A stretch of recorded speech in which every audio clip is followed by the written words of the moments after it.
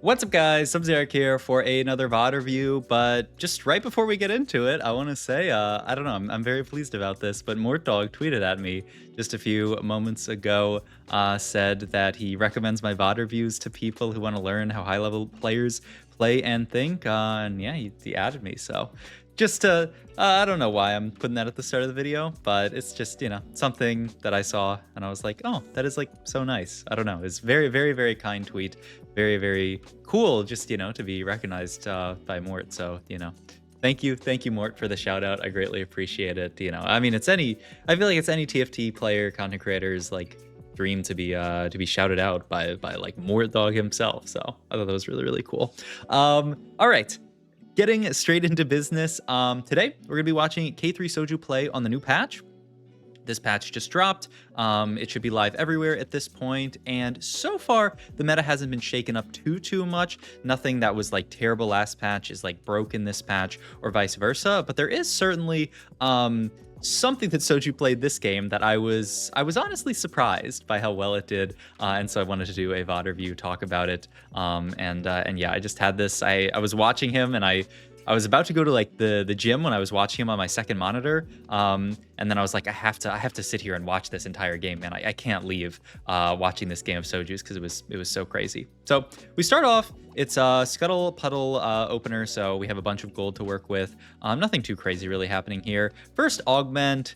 Nothing amazing to write home about. Deja Vu with no bows, no rods is not happening. Scapegoat is like serviceable. It's not bad. Let me see where the statistics put it at right now, but yeah, it's like perfectly serviceable. And then Clockwork Accelerator tends to be a stronger augment late game. Tends to be pretty bad in the early game, so you don't really want something like this that early. So maybe you could look at Clockwork, just because you don't really need the econ from Scapegoat, because we're already in a portal that's going to generate us so much econ. But the gist of it is that none of these augments are that exciting. And I think Soju, he's checking the stats, because you got to check the stats on day one of the new patch for sure. Rolls into voltage, high voltage, inspiring epitaph, and support cache. Now there's some money in these. There's something going on here. Like high voltage is a very, very solid first augment. It locks you into playing AP.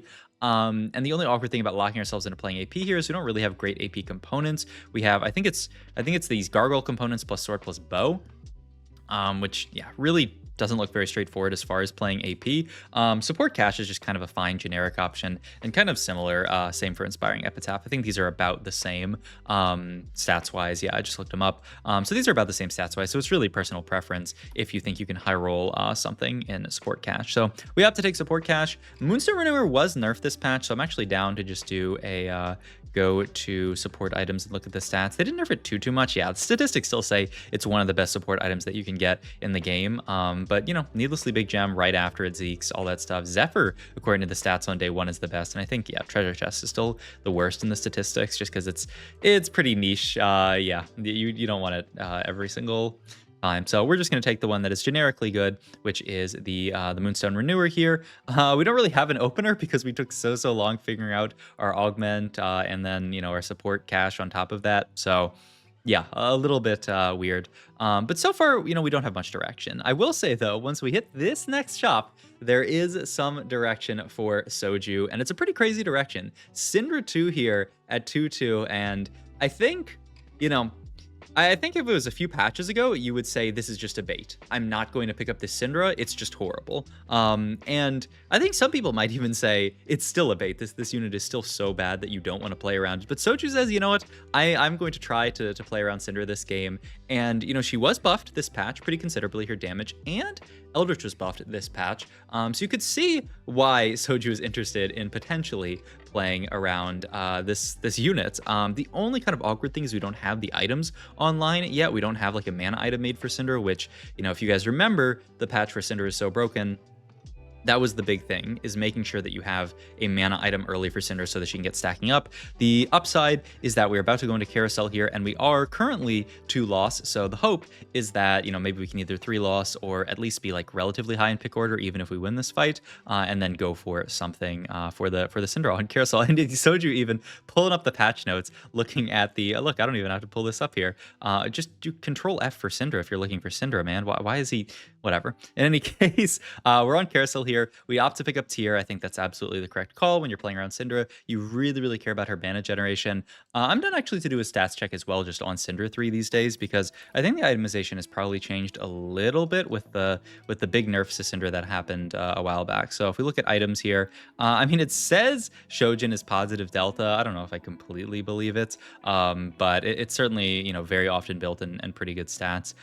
Stuff like adaptive and blue buff seems to still do really, really well on her. Gwynsu's Rage Blade really not amazing in the stats. So yeah, looks like she just wants... It does actually kind of interestingly look like her BIS is no longer triple mana gen items, which was what they were looking for. So it looks like her BIS now is something like a Shojin, then an attack speed item along with that, and then actually like an AP item. So Shojin Nashor's Deathcap, Shojin Nashor's Archangels looks really, really good. You don't, yeah, and the statistics on a build like this look really, really bad now after the changes to Syndra, where you really don't want to just build her infinite attack speed because she's going to spend a decent amount of time casting. You do want to actually get value out of those casts. So there's your Syndra itemization, you know, TIL. Today I learned, you know, it makes sense. I mean, nobody's playing around the Syndra unit, or has been the last few patches, but maybe there'll be a resurgence in Syndra. We'll see how this game goes and how the comp looks.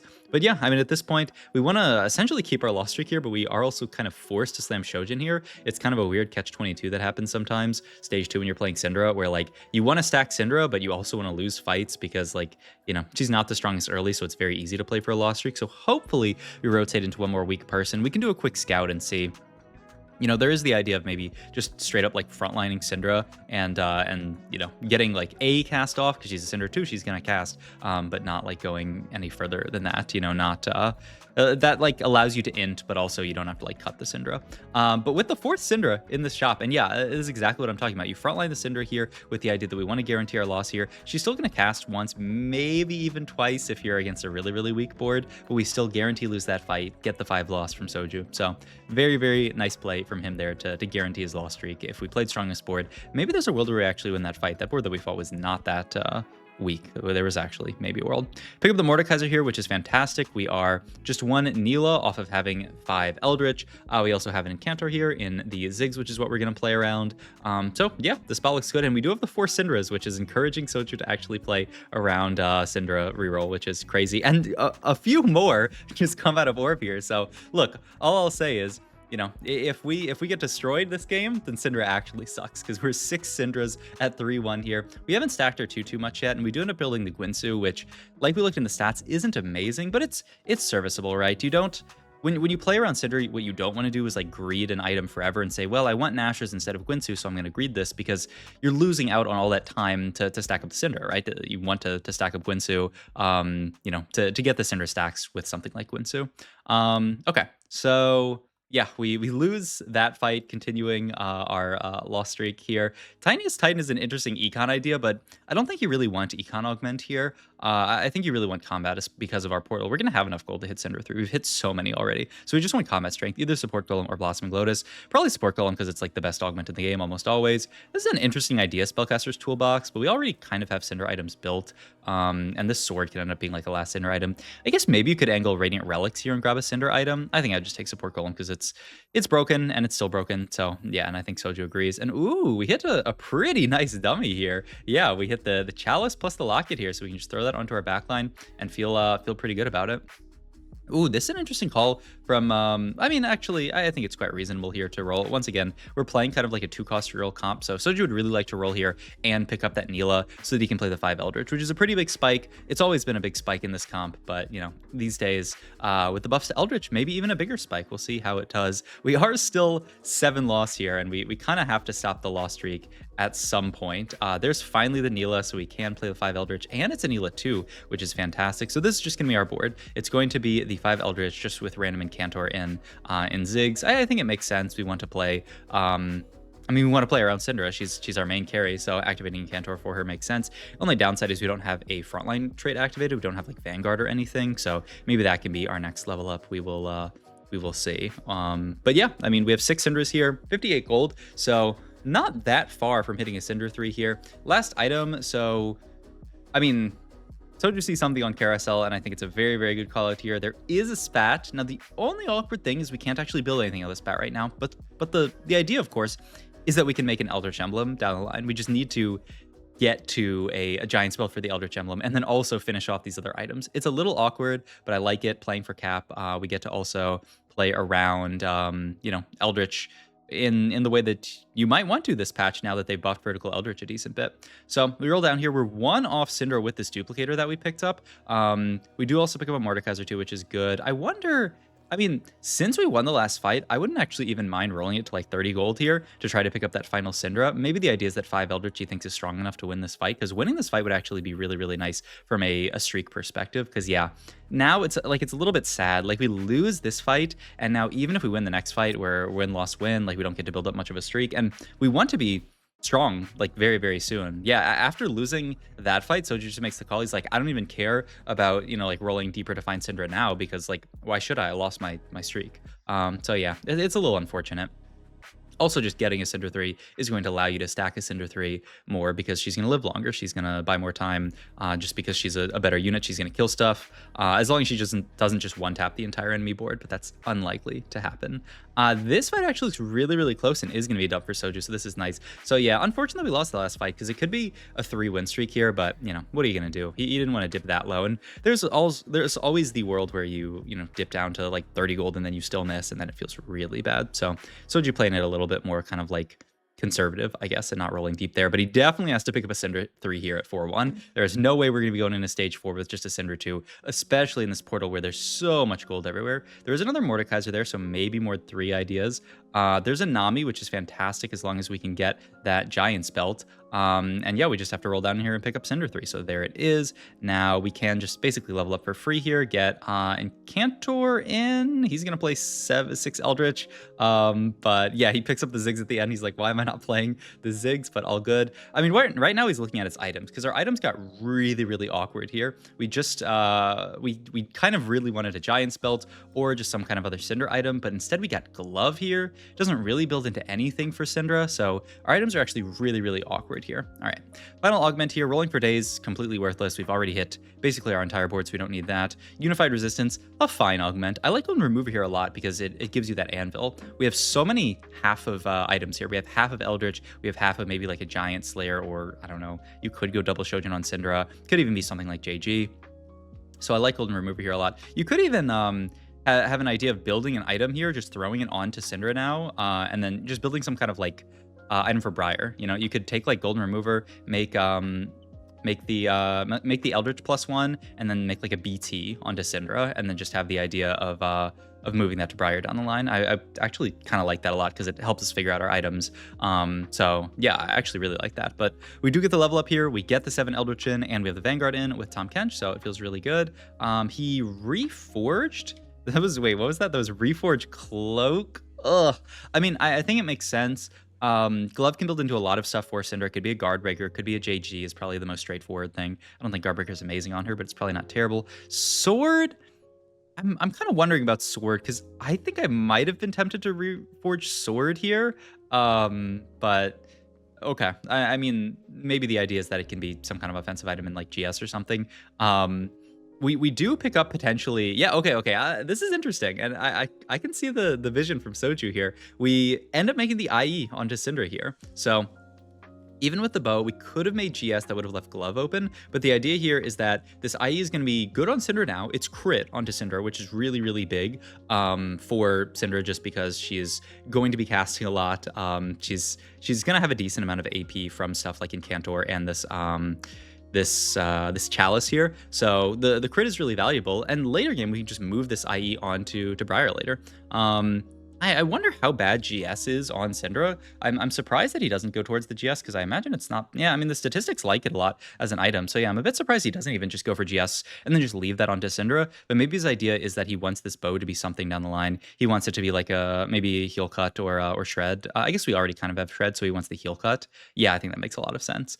Briar on Carousel though, I mean that's a must take. So yeah, I mean, we're absolutely going to pick that up. Okay, yeah, I think in hindsight, the idea is we want the bow to be heal cut, and so we can't really make the GS, because if that is the case, then we never get heal cut this game, which seems quite bad. All right, so Briar has to come into the board here. Absolutely under no circumstances are we going to move this IE over to Briar right now. I know some people in his Twitch chat were like, come on, you have the Briar, IE is good on her, but there's no way. We absolutely have to keep this IE onto Syndra until we have something better, because Syndra's our entire board right now. We need to keep this IE on her. It's actually doing work, right? It's giving her the ability for her spells to crit, which is a big buff for the board. So yeah, and yeah, I mean, we have the 7 Eldritch with Briar here. You can start to see the board come into focus here. This is a good game for it, but the 7 Eldritch here with the Syndra 3, she's kind of doing work. She's stacked up a decent bit at this point. I don't know if he ever does a stacks check on the Syndra. He probably, you know, honestly, he probably did it a while ago. So Soju's also making a pretty interesting call here to feed the Briar. When you feed Briar, it means you're very confident in, you know, playing for better than just a random 4th or a 5th. It means you're confident in playing for a 1st. And I mean, Soju's the kind of player who likes to play for 1st, so I think that's the main idea. Now, we do run into a really, really strong board here. I actually kind of want to go and look back at what this board was, because it looks like a Fairy Callista board. Oh, but the big thing about this board is that somehow, this is Ramkev Fast 9. He has a random Morgana 2 on his board somehow, with a Sunfire, which is, yeah, that's just kind of horrifying, and a pretty big Rakan. And Soju still doesn't have the heal cut versus this player, which is really, really rough. I think maybe if we had heal cut made, this fight could be winnable because we could get through all of these like huge tanks, but we just don't have it. So we're gonna end up losing this fight down at 19, which is pretty low here. Yeah, you would say maybe at this point that you could stop feeding Briar, but I mean, it's Soju, you know, he's gonna keep Briar. So we make these items.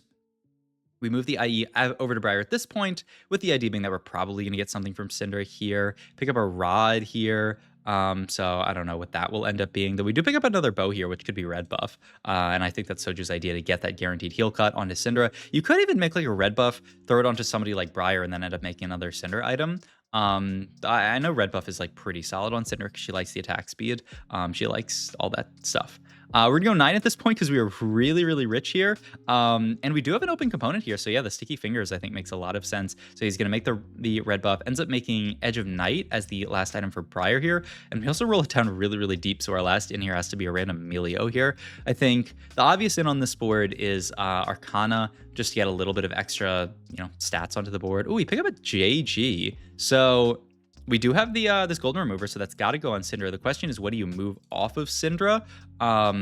Like I said, you could move the red buff off Syndra. You could honestly move the Gwynsu off Syndra as well, just because I don't think Gwynsu is that good on this unit anymore. Just throw that onto a random Briar. This is Briar 2 now, which is amazing. And he's continuing to feed. This is Soju gameplay at its finest here, continuing to feed. But absolutely, you have to feed the Briar at this point in the game, right? So yeah, he's going to opt to keep the red buff over there and then move Gwynsu over to Briar. I think it makes sense. Gwynsu's kind of terrible on everyone here, so he's going to put it on the Briar, who's like a little bit less of a priority than the Syndra, though both of these units are going to do work. I could see it being red buff onto Briar, though. I'm not 100% sure. I mean, it's a tough call either way, but I think he just wants to go for the max strength on the Syndra, and yeah, Gwynsu is just not really ideal on her. There's the Xerath for Arcana, so that we can play that. And I mean, the idea is that like Arcana-ing the Tahm Kench is probably very soon going to be not optimal. Oh yeah, we should put the Eldritch Spat, yep, onto the Tahm Kench here. And yeah, he is going to throw it there. It's only 6% true damage, but I mean, a little bit of HP onto your team, this might even be better. It's hard to say. This is also a really, really scary fight, but look at that damage out of Syndra. She's one-tapping those warriors that went straight towards her.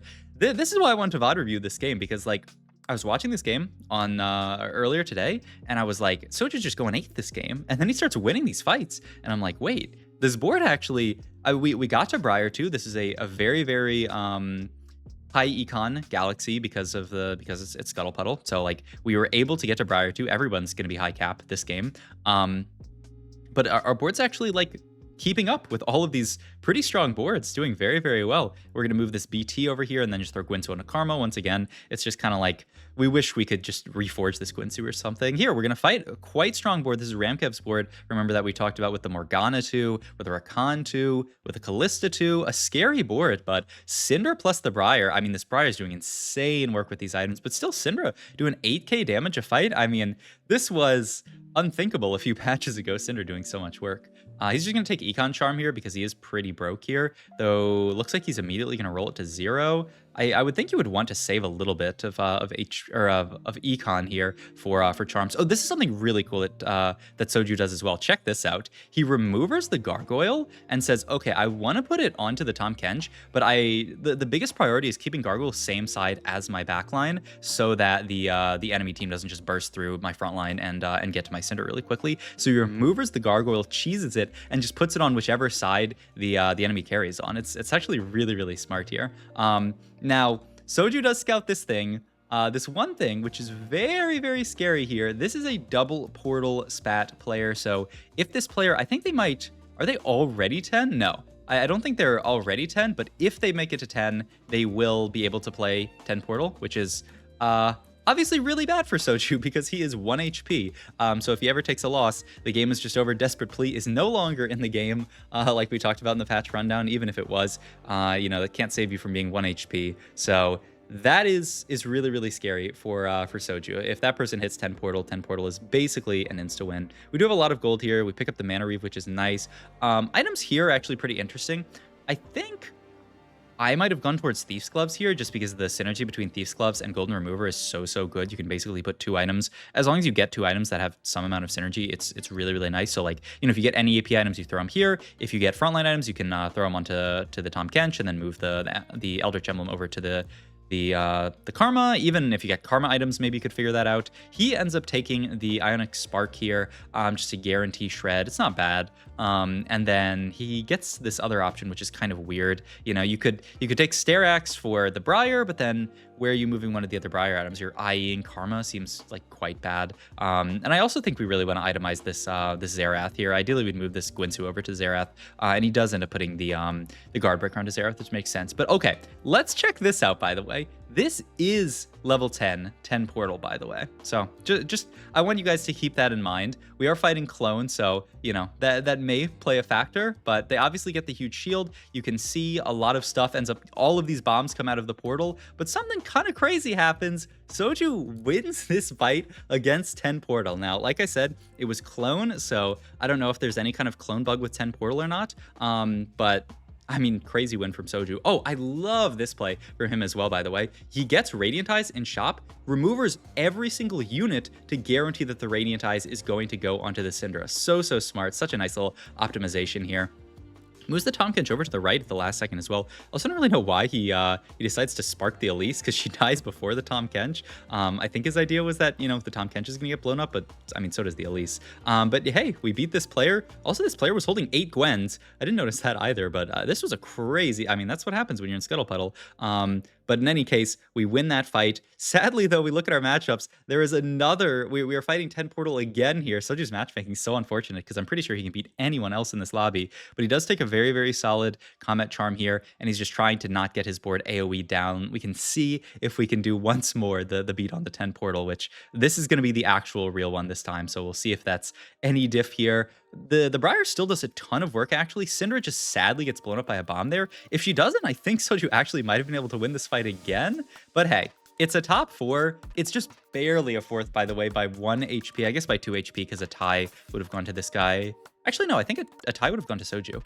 Well, no, he was lower HP. A tie would have gone to this guy. So 2 HP, a 4th, but still a really good game from just vertical Eldritch Syndra. Obviously, the Briar put in a ton of work as well, but I was surprised how well Syndra did and blown away by the fact that he won against 10 portal. I know it was clone, but he almost won a second time against the real 10 portal. If something had gone slightly different, if his items were a little bit better, or like I said, if Syndra hadn't gotten blown up by that random, I think she got sniped by like Rise Cast or Nora Cast or something. If that hadn't happened, he could have won that fight as well. So crazy game. Hope you guys enjoyed this video. If you do, please like, comment, subscribe, check out my Twitch, all my other links down below. Go sub to my VOD channel. That's my call to action for you right now. If you're still in the video, go sub to my VOD channel. Link is in the description. We're so close to 1K subs on that. Once that gets 1K subs, it can get monetized, which would be really cool. So yeah, appreciate it. All right, see you guys in the next one.